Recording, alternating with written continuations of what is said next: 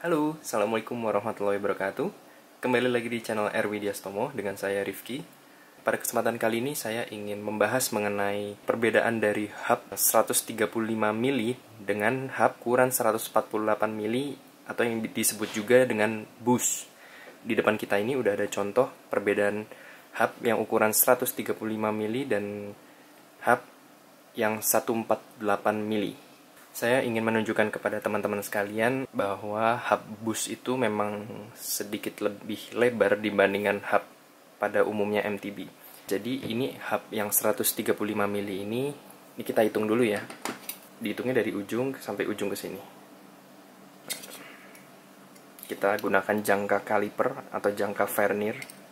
Oke, dari ujung drop out ke drop out. Teman-teman di sini kita bisa lihat ya. Kita mendapatkan ukuran 13,5, yakni berarti kalau dikonversi menjadi milimeter menjadi 135 mm. Oke teman-teman, jadi free hub dengan ukuran 130 mm ini merupakan ukuran standar yang umumnya di MTB yang beredar pada saat ini. MTB pada umumnya kebanyakan di pasaran itu dengan ukuran 135 mm teman-teman. Namun dengan berkembangnya teknologi untuk mengakomodasi teknologi-teknologi baru yang dikeluarkan dari pabrikan grup set sepeda seperti Shimano atau SRAM, itu membutuhkan hub yang lebih lebar teman-teman. Dapat mengakomodir ban yang lebih besar dan untuk kestabilan saat berada di medan yang off-road yang dibutuhkan oleh sepeda-sepeda modern sekarang. Nah, makanya diciptakanlah free hub bus ini teman-teman. Free hub bus ini dia lebih lebar ya dibandingkan yang tadi. Kalau 100 ini kebetulan verniernya udah di 135 mili ya tadi ya. Nah kalau free hub bus ini lebih lebar teman-teman tuh, bisa 2 kalinya, jadi lebih lebar.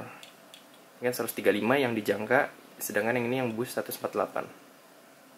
Nah jadi kalau hub 148 itu dia lebih lebar di bagian drop outnya dari ujung kiri dan ke kanan. Ini yang disebut dengan OLD teman-teman, atau yang disebut juga overlock nut distance. Hitungannya dari ujung drop out kiri dan drop out kanan. Dan free hub bus dan free hub yang 135 mili ini mempunyai perbedaan juga, bukan hanya di drop outnya namun juga di flanknya teman-teman. Flank itu adalah ini teman-teman, kayak sebuah piringan dudukan dari ruji. Jadi dari flank kiri dan flank kanan ini lebih lebar yang free hub bus ya teman-teman. Bisa lihat ya. Tuh, bedanya lumayan. Kita ukur coba. Nah kalau yang free hub yang 135 mili ini kita mendapatkan 52 mili teman-teman di jangka vernier saya. Sedangkan kalau di free hub bus kita coba, kita mendapatkan di angka 55,6, jadi 56 mm ya teman-teman. Jadi bedanya lumayan ya teman-teman dibandingkan yang sama yang 135 mili. Jadi itulah sebabnya diciptakan free hub bus ini teman-teman. Dan kenapa flank kiri dan flank kanan dari free hub bus ini lebih lebar dibandingkan dari yang 135 mili. Jadi ini dibikin lebih lebar supaya jari-jari sepeda itu antara kiri dan kanan itu bisa lebih lebar teman-teman. Dan itu mengakibatkan roda sepeda jadi lebih stiff alias juga lebih stabil. Jadi kita ibaratkan seperti orang yang berdirinya itu begini sama berdirinya begini. Jadi lebih stabil mana teman-teman secara logika. Jadi kalau kita berdiri seperti ini ibaratkan kaki ya. Terus kita dorong ya. Pasti ini lebih jatuh ya dibandingkan yang berdiri ini lebih kuat. Nah, itu teman-teman. Jadi manfaat dari free hub bus itu sebenarnya itu teman-teman. Membuat sepeda itu lebih stabil, stiff, serta lebih nyaman dikendalikan di medan-medan yang turunan cepat atau tikungan cepat.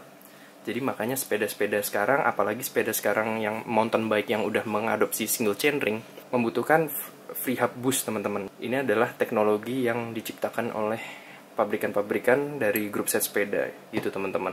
Nah tapi perbedaan free hub yang 148 sama 130 mili ini nggak ada bedanya teman-teman di bagian kaset. Ini sama-sama bisa menopang 8 sampai 11 speed teman-teman. Ini juga 8 sampai 11 speed. Nah, mungkin ada yang bertanya juga kalau 12 speed bisa nggak? Nah, kalau untuk 12 speed teman-teman, 12 speed itu membutuhkan free hub yang lebih sempit teman-teman, lebih kecil, alias dia untuk mengakomodir gigi yang lebih kecil yaitu yang 10T. Biasanya kalau free hub ini gigi paling kecilnya yang paling beratnya itu adalah 11T. Nah kalau free hub yang 12 speed itu bisa sampai gigi yang 10T. Nah, untuk memasukkan gigi kecil 10T ini, untuk di freehub biasa ini nggak bisa teman-teman, di model sloop kaset Shimano HG Spline ini nggak bisa teman-teman. Jadi kita membutuhkan, nah itu Shimano itu menciptakan namanya microspline. Nah, microspline itu lebih sempit lagi ini jarak ininya, jadi dia bisa lebih kecil lagi masuknya. Jadi dia bisa sampai gigi 51 sampai gigi yang paling terkecil ada 10T. Jadi teman-teman, itu mungkin adalah sedikit sharing saya mengenai apa perbedaan dari freehub yang 135 mili dengan freehub boost yang 148 mili. Jadi saya kasih review ya. Jadi tadi perbedaannya bukan hanya di bagian drop outnya antara sini dan sini, namun juga di jarak flanknya teman-teman. Di sini flank kiri dan flank kanan lebih lebar yang boost.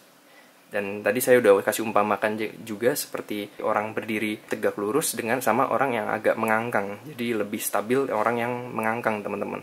Oke teman-teman, jika teman-teman mendapatkan sesuatu yang bermanfaat dalam video ini, klik like di video ini dan berikan komentar teman-teman. Bila ada pertanyaan, kita bisa diskusi bareng di kolom komentar. Dan terima kasih, sampai ketemu di video selanjutnya. Assalamualaikum warahmatullahi wabarakatuh.